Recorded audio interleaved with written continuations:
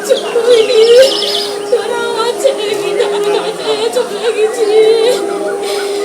মর্মান্তিক পরিস্থিতি, কান্নায় ভেঙে পড়েছেন যারা বাড়ির বাসিন্দারা রয়েছেন, তাদের আত্মীয় স্বজনেরা। তুমি দেখতে পাবে যে সেই বাড়ির সামনে আমি দাঁড়িয়ে রয়েছি, এখানে কিন্তু যে প্রত্যক্ষদর্শীদের সাথে কথা বলে যে তথ্য বোঝা যাচ্ছে তা হলো আগে বাজিতে বিস্ফোরণ হয়েছে, সেই বাজিতে বিস্ফোরণের পরে গ্যাস সিলিন্ডার ফাটে। প্রথমে গ্যাস সিলিন্ডার, তারপরে বাজিতে মজুদ বাজিতে বিস্ফোরণ নয়, প্রাথমিকভাবে সেরকমটাই কিন্তু বলছেন প্রত্যক্ষদর্শীরা। কেন বলছেন, তার পিছনে যুক্তিটা কি, আমি যেখানে দাঁড়িয়ে রয়েছি তুমি দেখতে পাবে এই বাড়ির চিলেকোঠার যে ওপরের যে অংশ সেটা উড়ে গেছে বিস্ফোরণের তীব্রতায়। ঠিক তার পিছনেই এই যে আপাত নতুন যে বাড়ির অংশটা তুমি দেখতে পাচ্ছ, এই বাড়িটারই একটি ঘরে বাজি মজুদ ছিল, বিস্ফোরক মজুদ ছিল, বাজি তৈরির উপকরণও মজুদ থেকে থাকতে পারে। সেই জায়গাতে প্রথম বিস্ফোরণ হয়েছিল। সেই বিস্ফোরণের তীব্রতা এতটাই ছিল যে তার দেওয়াল সহ ঘরের ভেতরে থাকা আলমারি সেটা ছিটকে গিয়ে পড়ে একেবারে মাঠের মাঝখানে।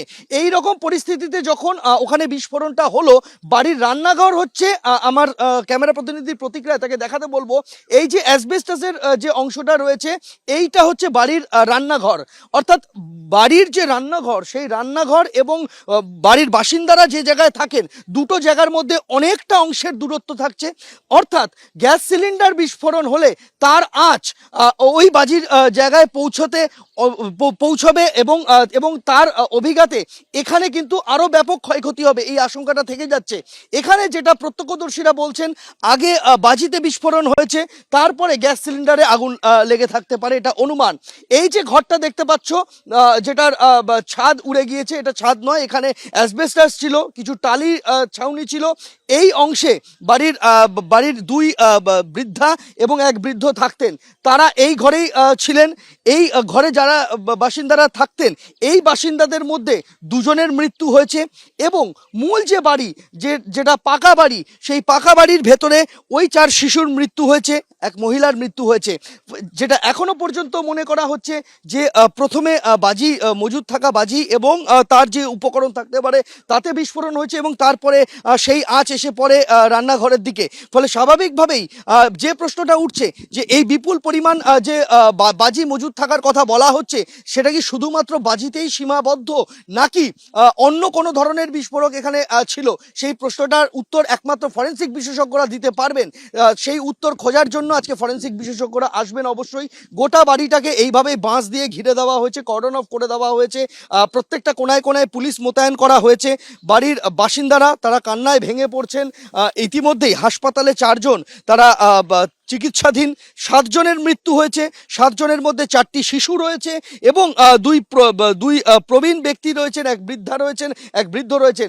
এই মর্মান্তিক ঘটনা তা কিন্তু দিনের আলো ফুটতেই গ্রামের অন্যান্য আশপাশের গ্রাম থেকেও বহু মানুষ একে একে আসতে শুরু করেছেন, তারাও আসছেন এবং এই গোটা বাড়িটাকে কিন্তু এইভাবেই কর্ডন অফ করে দেওয়া আছে, সিল করে দেওয়া আছে এবং তারপর এই জায়গাতেই কিন্তু তদন্তকারীরা আর কিছুক্ষণ পর আসবে।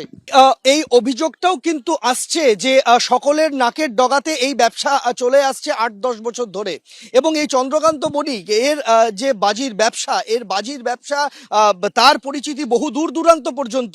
সেখান থেকে বহু দূর থেকে মানুষজন এখানে বাজি কিনতে আসেন এবং সেটা সকলের জানা ছিল এবং এবং এবং এবং এই প্রত্যক্ষদর্শী এবং গ্রামবাসী পরিবারের সদস্যদের একাংশ তারা এই অভিযোগটাও তুলছেন যে এই গোটা বিষয়টা সম্পর্কে ওয়াকিবহাল ছিল পুলিশও।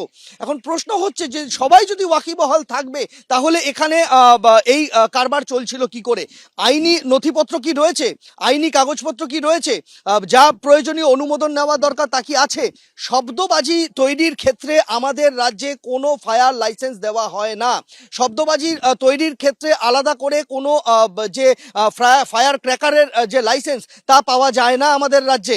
আমাদের রাজ্যে একমাত্র বাজি তৈরির ক্ষেত্রে গ্রিন ক্র্যাকার এবং যে আতশবাজি রয়েছে সেই আতশবাজি তৈরির অনুমোদন পাওয়া যায়, অন্তত বিশেষজ্ঞরা সেটাই বলছেন। সেই জায়গায় দাঁড়িয়ে যদি 8-10 বছর ধরে এই কারবার চলে আসে, তাহলে সেই কারবার কিভাবে চলতে পারলো তা নিয়ে কিন্তু প্রশ্ন উঠছে।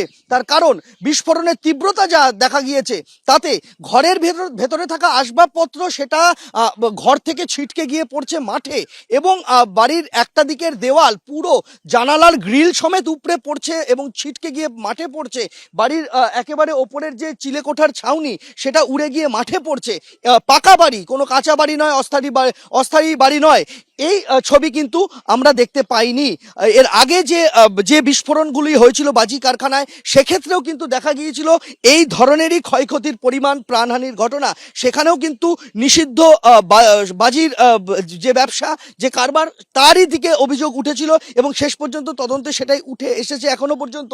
এক্ষেত্রে এই পাথর প্রতিমার ঘটনার ক্ষেত্রেও কিন্তু সেই সূত্রগুলোই পাওয়া যাচ্ছে।